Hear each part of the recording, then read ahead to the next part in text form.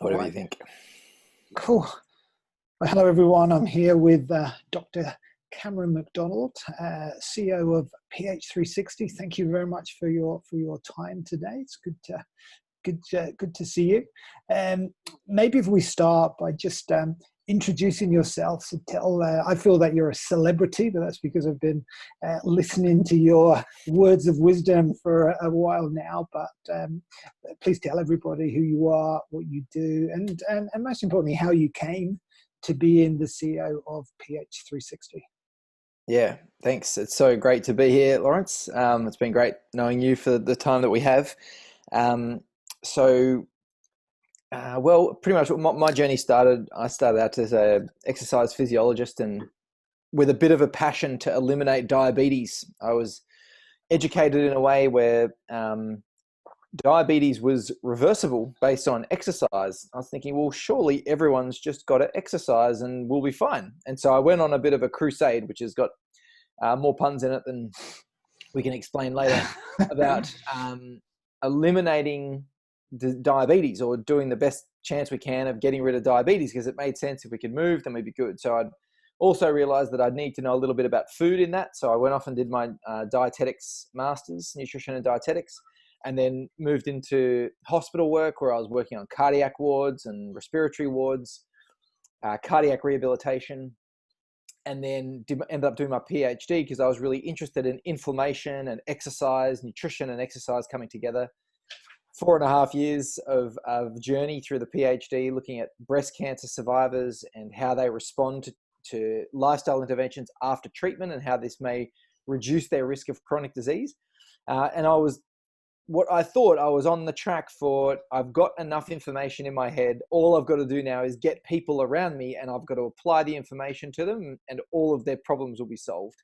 And so I started doing that. I went into private practice during my PhD, and I was just dumping information on people. Some people would take it and get really great results. Other people would take it and not get results, even though they were doing everything I'd ask. And some people just completely missed the point, or I wasn't communicating it in a way that they heard it or related to them in a way that they wanted to stick around. And so they didn't get results either. And I got really frustrated, thinking this makes so much sense. Why don't we just do it? And as it turns out, people are different, not just in what we need to do in order to be in our best health, but also how we go about it. And the first entry into that was looking into brain health.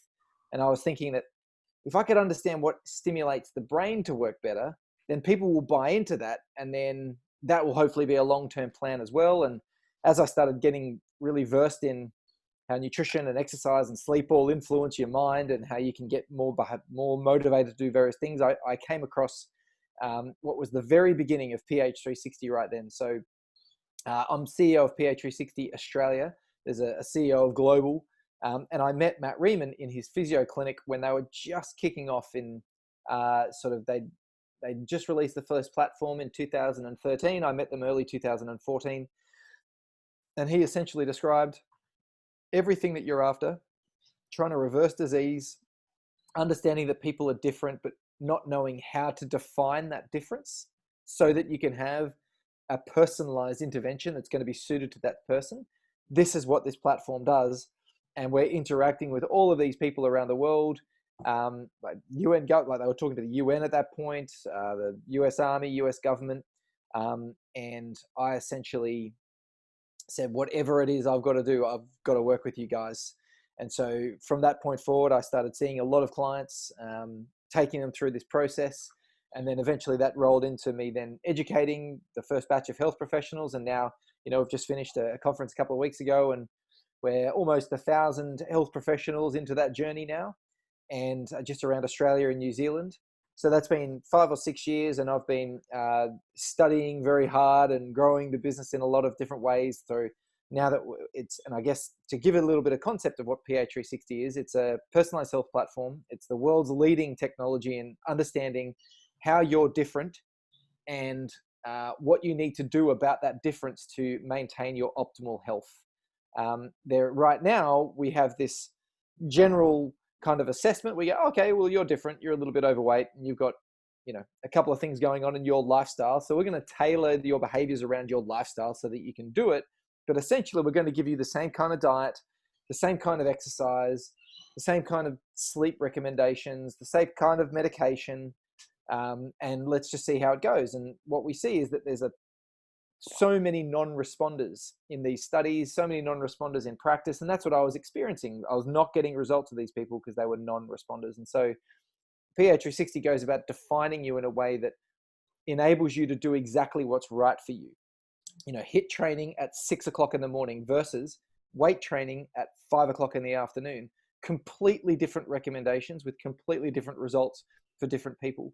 And so this is about condensing all of that information that's out there in the literature and saying what is appropriate for you. So much so now, when I see people in practice and when I'm supporting other health professionals in practice, they see a person with diabetes, and if they apply this, it's particularly with medical supervision as well, it's just a matter of time as to when that disease starts resolving, rather than if it's going to resolve. It's more about a when. And so, that journey from lots of information but generic to personalization to being able to support other health professionals, and now we get to do this with corporate executives, with learning, with parents, with gyms. And so essentially our mission is to eliminate chronic disease and pain by the year 2050, and I'm very honored to have a role in that, which a lot of people do, which is very exciting.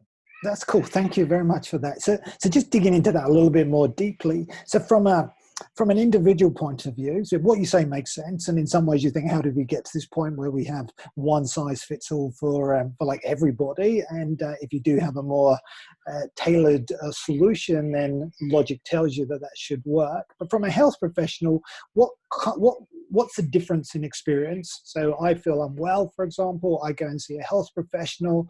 The health professional will prescribe some kind of medication, and then you go away, and as you say, sometimes it works, sometimes it doesn't. But how does that experience differ using the platform that you described, the PH360 platform? Well, once upon a time, let's say 7 years ago, people would come in and see Cam, and Cam, the dietitian, great, let's get into it. So I can see that you're overweight, and I can see that you got some metabolic risk factors. Fantastic. So what we're going to do is we're going to put you on this 3 meals, 2 snacks, healthy guideline to eating. We're going to have lean proteins. We're going to have fats, good fats in there. We're going to have vegetables, of a mixed array. And we're going to be having regular meals throughout the day. And from an exercise point of view, you just have to make sure that you get 150 minutes per week. If you want to do HIIT training, fantastic. Go and do HIIT training. If you want to lift weights, fantastic. Let's go and lift some weights. Whatever it is that you want to do, let's do it. But let's just see how it's going to fit around your life. And so the coaching becomes more personalized to what's logistically possible. And that might be, I've got high cholesterol, here's a statin medication, whatever it might be. And so now the process is, right now, obviously, there's a personalization to understanding who you are. Yes, you're overweight and you've got a waist circumference of this. But now it's at a point where, right, based on what your genes have been expressing since you were in the womb, because we develop a lot of our characteristics and the projections, the trajectory of our growth in the womb as an embryo, there are certain things that happen embryologically that then influence our development throughout our life. And what we get to when we've got an adult in front of us now, the end result of all of that development is standing in front of us. All of their gene expression over the last 30, 40 years is staring us in the face. And if you know, and essentially what PH360 does, is it measures very specific biomarkers around the body. And this has been used with over 50,000 people internationally, like validated cases where we've looked to improve the algorithm with this over time. We use these biomarkers to understand, well, what genes does this individual have? How have they been expressing? And what's the momentum, or what's the driver of their body, of the way it works? And so I guess an example, you might have those same 2 people now. Both of them need weight loss. And one of them will come in and they'll get a diet program, or that is 2 meals per day with a very light dinner. They'll have mostly vegetarian with only a very small amount of protein and a very small amount of carbohydrate. They'll have weight training in the afternoon, and they'll be recommended not to do high intensity training in the morning at all. They'll be asked to have a low stress-free morning. They'll be told to spend more time connecting with their family. And that's because this body that we're talking about has got a particular makeup that makes it more likely to grow and get bigger based on the hormones that they have, which is genetically determined. They're more likely to go out of balance in a particular way and be more sensitive to a bigger meal at night, more sensitive to stress in the morning based on their circadian rhythms and their chronotype. And so they'll be provided that very, very prescriptive recommendation down to the type of vegetable and what kind of vegetables and how often to have them. We then have another individual who also wants to lose weight who comes in, but they've got a different makeup, a different metabolism, but they've still been able to accumulate mass because they've been doing very little for the last 4 years. And so they still need to lose weight, but their body actually is going to respond to 5 to 6 meals per day that actually get bigger throughout the day. We then also have this body can tolerate more protein, the way that it processes that food. It can also tolerate HIIT training first thing in the morning, and it does a whole lot more benefit for that person to do HIIT training in the morning than slow strength training in the afternoon. And we want to make it a real competition for that person too, rather than it be about family connection. And so essentially what I'm describing is that individuals with the same problem will get a very, very different prescription based on what their body needs. And the fascinating thing about this is when you put the right prescription in front of somebody, firstly, they respond, which is the most important thing, because 40% of people doing a random exercise intervention will not respond. And this has been shown many, many times over to respond to the point where you would say, this is a great result. And so if you put the wrong exercise intervention onto somebody, you actually could be wasting a lot of effort and time. Same thing goes with food. This first person eats 6 meals per day, their weight doesn't change. They eat 2 meals per day, their weight dramatically shifts. This person over here eats 2 meals per day, they get hungry and irritated and angry at everybody, and then they start impulse eating because they're just wanting to shut it out. And so not only do they require different physical environment from their food and exercise, but they also require a different motivation, because hormones and genes are very related, or very much related, to your behaviors. And if you can understand this person over here is competitive, this person over here is more nurturing inclined, then actually accessing that from a coaching perspective allows you to engage with a person where they naturally sit in their behavioral tendencies. So this isn't just a matter of, we're giving them a specific prescription. It's down to, when and how and what, but also the communication that we're using to transfer that information to that person as well. And then creating the right environment for them to stay motivated. So 2 very different examples. There's more examples than that, but that's a start of how different the prescription and the experience can be. I really like that. So it's like a whole person. So it's not just tailoring the food and the exercise, but it literally is how you engage with that person and the environment for that person to enable that person to thrive.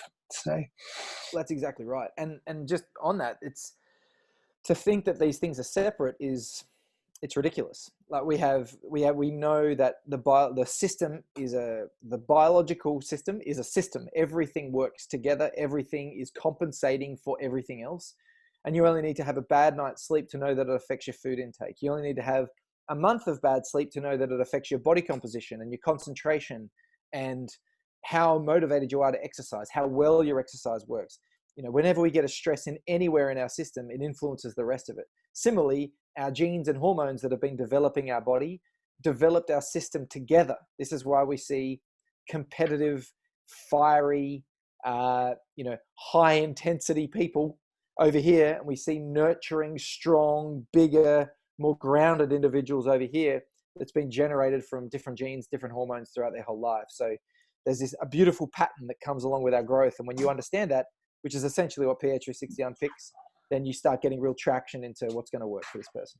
Well, so all makes perfect sense. So a couple of questions. How many different types of bodies are there? Because clearly we're all unique, we're all individual from a lifestyle genetics point of view. But I'm curious to understand the way PH360 looks at the individual.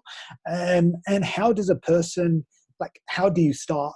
Because how do we break the pattern, if you like? Well, because our culture, our systems are all set up in the way you described at the beginning, with this more generic approach, which clearly is not working. That statistic around 40% of people who don't get a response from exercise is like, I mean, that's huge. That's a huge volume of people who are wasting energy and feeling pretty miserable because they're not getting the results they're seeking. So how many body types are there, and how does a person find out their own body type? Sure. So there's based on embryological development, there are predispositions for how bodies are going to grow, and they fit into in the first instance 6 major classifications called health types.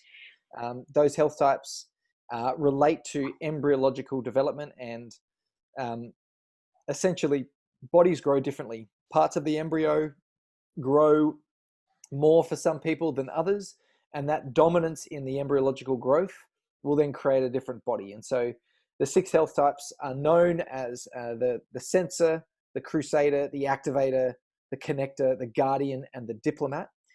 Those names are just made in order to create familiarity with the terms, like it's just like anything else. However, within those 6 types, there's an infinite amount of variability. So the measures that we take, there's 10,000 different correlations. So you might have on the 360-degree circle, everyone get mapped somewhere on the circle. You might have someone with exactly the same number as a 70 out of 360. But 2 70s, 2 people that come up as a 70 will still have vast differences in how they look potentially, but there'll be similarities also in how their physiology works. And so because there are so many permutations through 10,000 different correlations, you will have similarities and tendencies of groups of individuals within the 6, but we also have that individual variation as well.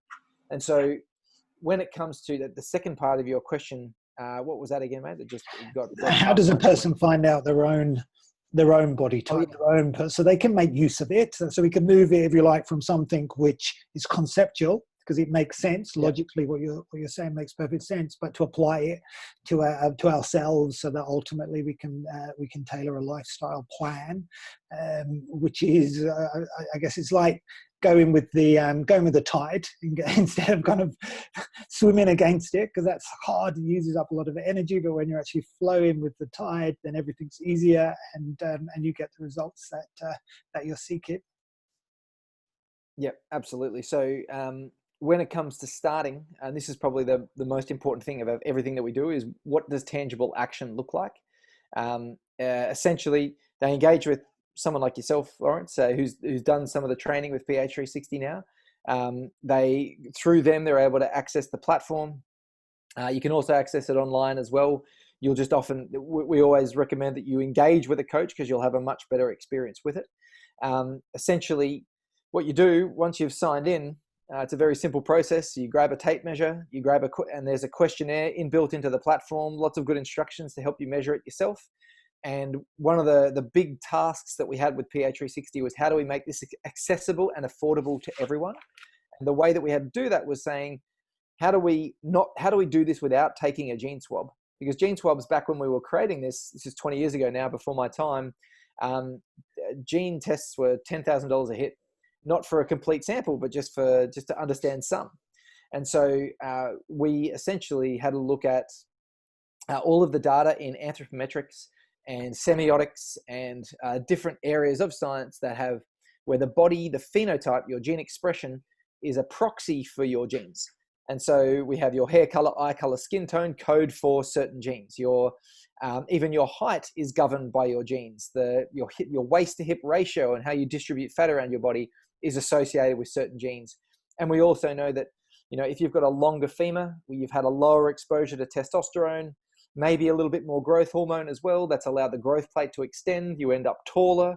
So hormones are actually found out through understanding the size and shape of the body. And so by using a tape measure, we actually understand an incredible amount of information that we've essentially been spending the last 20 years developing. And then when we add on the questionnaire on top of that as well, we get a very fine-grained understanding of all of the characteristics that make up who you are, but also the internal function that is related to that external expression. And so we say it's judging a book by its cover. It's just having a very, very good eye for the title of the book and what it means. It's really understanding everything on the outside to know what's happening on the inside. And so going through the platform that way, that then activates your profile straight away. There's no delays. You don't have to send tests off to the lab or anything like that. And you can essentially start working with it. There's an app that supports you during your coaching that gives you prompts on when to do what and how you might be thinking about it, when to have a break, when to calm down at night based on when your circadian rhythms are going to be most suited. So there's a lot of support that comes along with the profile as well. And then as you investigate further, particularly with someone supporting you, you can really start making profound change in your life that really sticks, because it's an intervention that will resonate with your biology, which makes it a lot easier to follow. No, I love it. A couple more questions, just moving on from the individual, and I can see how this can really help us to optimize our own lifestyle. Within the workplace, I saw a statistic the other day that 87% of employees are not engaged in their work, which is huge. 13% are engaged. So it depends on whether you're an optimist or not, is where you which number you focus on. But given the context, and given that the last couple of months we've all had an opportunity to review and reflect, and the world of work, I'm sure, will be very different once we start going back to some normality. But how can PH360, or more broadly personalization, really help people in the workplace, whether you're a manager or a leader of people, or whether you're an employee, to make sure that you're doing a job? Because I think we've all had experiences where we felt like square pegs in round holes, and when we find the exact fit, that obviously feels natural and feels good. But it strikes me that there are lots and lots of applications for the PH360 or the personalization model, and in workplaces, I'm wondering how we could use this to make a dent in that number, so 87%. And when you look at it, it's not just now. If you look at it since 1970, I think it was 84% in 1970. For some reason, people do not see work as an engaging activity. But I'd love your thoughts on that. Yeah, that's a good one. That's a can of worms, by the way, Lawrence. But I'm going to give it my best to make this succinct but comprehensive. So, essentially, when we're talking about the workplace, we spend often over a third of our life at work, and we often trade our health for work when we're there. We're not getting healthier when we're at work. It disrupts our healthy behaviors. And this then leads to, obviously, a workforce that's not as healthy as it could be, which means there's going to be mental fog, there's going to be fatigue, there's going to be lack of concentration. And so purely just from a health point of view, if you have awareness of what is going to put you into your best health, the time that you go to sleep, the time that you are best exercising, the time that you should best eat, the types of food that you should best eat. If you understand just that information at a baseline level, energy levels improve, immune systems improve, which is great for absenteeism. But it also significantly increases motivation as well, just because you've now got more energy. And so presenteeism is a massive problem. It's a $1.5 trillion industry, I believe. People turning up to work and not being productive. This is a very, very big problem. And the reason is, number one, at the very baseline level, people are not as healthy as they could be. And we know that because they don't do the things that we know are best for their health. And often they don't know what's best for their health either. And so this can be inserted into a workplace to significantly improve the health of the staff. That's number one. Number two, what's really interesting is that when you understand that your brain is biologically built to be motivated in different ways, then you can start playing around with that to be more motivated doing the same job that you thought was boring, but you now can actually find some excitement in it. And so I'll give you a couple of examples of that. We've got one person at a workplace that we're supporting at the moment, and she's what we call a connector. Connectors are oxytocin driven. They just want to build trust and connection. Their absolute strength is in doing things with people that are fun and engaging, and they're excellent relationship builders. They are the type of person you want out front of house, making people feel good. They're almost tireless when it comes to supporting people to be, to enjoy the social aspect of things. Now, we had one of these staff members who was trying to do admin work. Now, admin work for her brain, it's not in what we call her genius. Her genius is people. It's not spreadsheets.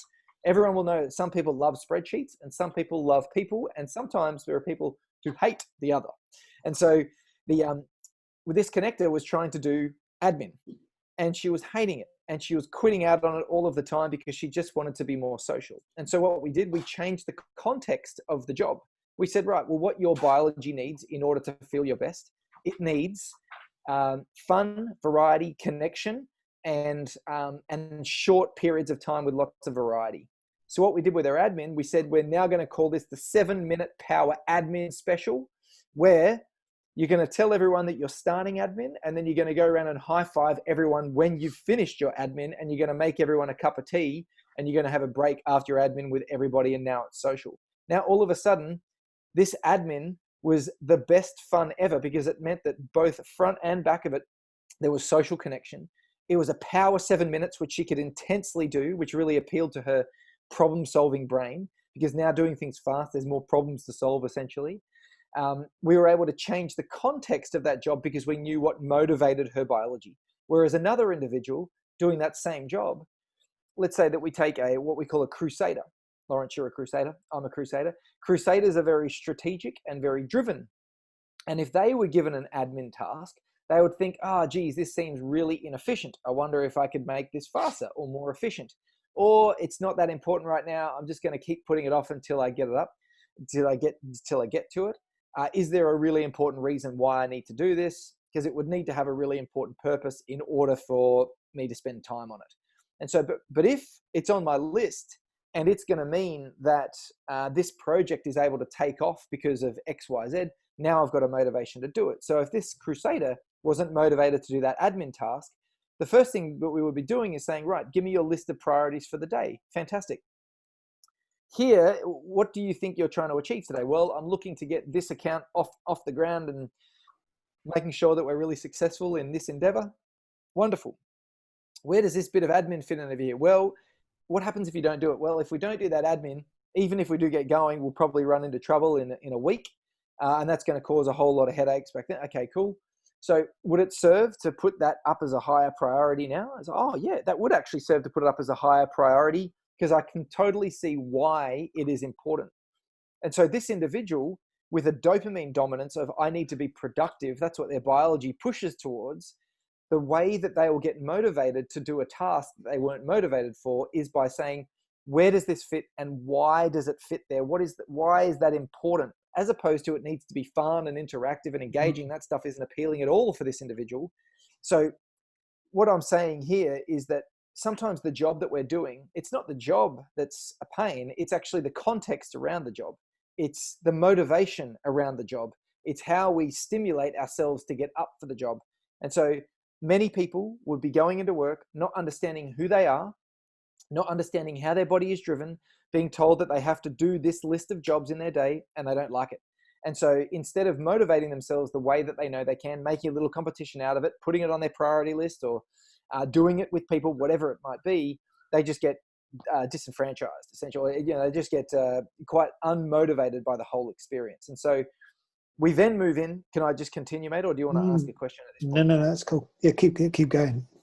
The next part of that is not just a matter of understanding the jobs that you don't like, but can motivate yourself by understanding how you're motivated by things. It's actually doing the job that you are suited to. And so some individuals, their brain naturally wants to break rules. They're a natural rule breaker. They have more response with adrenaline and testosterone. They're competitive. And when they look at something, they want to do it better or they want to do it different. They don't like doing things the same. We call them the activator. And when they get given a process, you go, oh, you've got to do it this way. The activator says, nah, I don't like that. I'm going to do it this way. I'm going to do it my way. And they break the rules. And so when you've got an individual like this and you put them into a job that's admin driven, very rule based, their brain is going to naturally buck against that role. And so their role and where they're going to find their flow, which we talk about a lot, what they're going to find flow in is dynamic problem solving, innovation, system creation, or system, brainstorming, essential, and also initial activity into a project as well. They've got this adrenaline and testosterone that makes them say, yeah, I really want to start this. I really want to get into it. Or I've got good ideas for this. Or we could do it this way. We could do it differently. And so they have this natural genius, we say, in innovating, in initial energy bursts. However, when you burn off all this energy, which they do very quickly, they're not very good finishers. They're fantastic starters because they really get into things straight away, but they don't go so well with finishing things. And so when they then have to try and finish things, they just get over it and they quit and they pick up jobs and they drop it at 70%, 60% done and move on to the next thing because it just costs too much energy. They just can't keep that intensity up for as long. Their genius is in the initial stage of a project versus somebody else. We call them the diplomat. The diplomats are very considered thinkers. They're risk averse. They like following a process to get an expected outcome. They really enjoy that. They're very thorough. They're very detail oriented. And they love taking things through to completion. It takes them a lot longer to get through to completion because it's so thorough, but they pick up where the activator leaves off. And often what we see is people in jobs that have to do the start and finish versus someone who can really get things off and racing and then have the finisher come in and do it. And we see this, I mean, if you watch any baseball, they have finishing pitches. They have people who come in specifically for a role. And you don't see all the same size and shape football players out on the park. You see different sizes and shapes, and people do the thing that they're good at. But when it comes to work, we get hired on, this is your box, and you need to stuff your genius into it. And really, this is what we are leading now. We use it within our company. We educate other companies to do it as well. This is what we're going to be working with you, Lawrence, on. And that is how you create a process where you say, great, what are the skills that you bring? Let's put you into a job that uses those skills. It might cross 3 or 4 departments, but every single moment of the day, you'll be doing something in your natural genius, your natural strength. And people say, are you serious? That's all I have to do? Because it's so easy. And that's exactly what it is to work in your genius. And so we have this situation where, yes, we can improve people's health and increase their motivation that way. We can help them motivate themselves around, doing a job that they don't necessarily like, but understanding their body so that they can motivate themselves to do it, change the environment around the job, or they can be put into a role where they are actually in flow all of the time. And you as an employer, if you're an employer that's doing this, you have the opportunity to essentially have everyone working in their strengths at all times throughout the day and just be happy at work. If you've got a favorite task to do at work, imagine being able to do that task pretty much all day, or a number of tasks that you love all day, and know that you're achieving your best in it for the business, and you're not cheapening out the process of the work or what you're getting paid. You're actually earning your keep just doing the things that you love. And so, that's just the staffing side of things. And then it comes into, how do we communicate to these people? How do we lead down to these people? How do I motivate an activator as a leader? How do I need to understand myself so that I can get into an activator's psyche, so that I can support them to be their best self while not compromising myself as well? And obviously that's a whole nother topic that we can. Yeah, no, it's amazing. So really, it's a strength-based approach, and the implications for yourself, like that self-knowledge and understanding your team, gives you potentially significant competitive advantage, because what you say makes a huge amount of sense. How would a business, probably last question because we're almost out of time here, but how would a business start on this journey? So what you said makes perfect sense. A lot of people, and there's a lot of talk now about employers really understanding the whole person. So their employee recognizing they have a whole person, and the lockdown situation has made us all, I guess, more real. So we're all we're seeing leaders of big corporates sitting doing presentations from their front room. So we're becoming much more real people, and showing our more vulnerable side, if you like. As we accelerate that, and we recognize that managers need to spend more time getting to know their team members, in the way you describe, and having more empathy or emotional intelligence. What's the starting point? Because it strikes me that the PH360 platform has the potential to really change the that figure I said, 87%, and really impact that, but also really change the nature of workplace and the relationship between the manager and their team, and the relationship of that individual contributors perception of their work. So we really there's wide implications. So from a business point of view, what's the starting point? Where would you recommend they start? First of all, the place that they should start is by engaging their team in an interest in something like this, and that can be done through reaching out to us. So Shea Wellness is the corporate application of PH360. PH360 is the brain that does all the work, and then it delivers that information out through various means. One of them is Shea Wellness, which is very much information, personalized health information that is specific to people at work and supporting works to really get going. Essentially, you can begin a protocol with Shea Wellness within a month of today from hearing it right now, and that is including all of the setup that is required. And that's working in conjunction with a Shea Wellness provider. And so essentially what that looks like, if you're sitting here as a leader and you go, yeah, I've tried things in the past and I've done, corporate health, and we've got a PT in to do some boot camps, and we've done the yoga class at lunchtime, and the engagement's not been so great. Essentially, the best thing to start with is provide them some sort of resource, whether it be one of the Shea Wellness speakers come out and actually do a session. In this case, it could be Lawrence, it could be myself, it could be a number of, essentially, it's one of those things where you get exposure and you give your team engagement with this content, and they'll go, oh yeah, we are all different. That first engagement is the most important thing. And pretty much all of the bosses that we work with, they just want the staff to be engaged. And if the staff are engaged, they're happy, because they don't want to be wasting their money. And essentially the reason why these interventions haven't worked in the past is because they are generic and they don't appeal to everyone. But if you're able to give everyone what they need individually, but everyone do it together in the same fashion, that's where you start getting traction. That's where you start getting engagement, because people are being met where they need to be met, as opposed to, oh, you've got to step up into this boot camp if you want to get healthy at work. You've got to be really into yoga if you want to be healthy at work. You've got to want to have lunch with everybody if you want to get healthy at work. This is about saying, no, everyone is different. And if we start recognizing that, we can support each other while we're supporting ourselves to live our best lives too. So I would strongly encourage you to engage in that first initial process of, does my team want this? Have a session, provide a resource like that.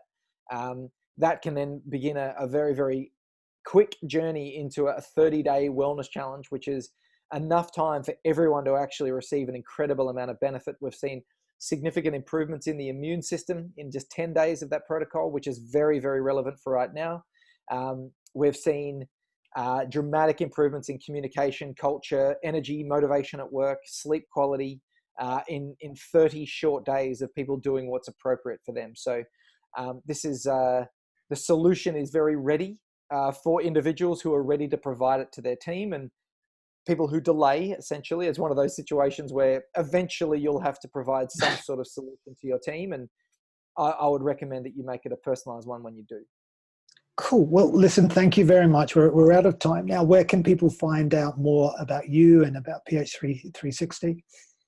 Yeah, so ph360.me is a good website to go to. ShaeWellness.com, so SHAE wellness, all one word, .com is another great place to go to specifically for the corporate application.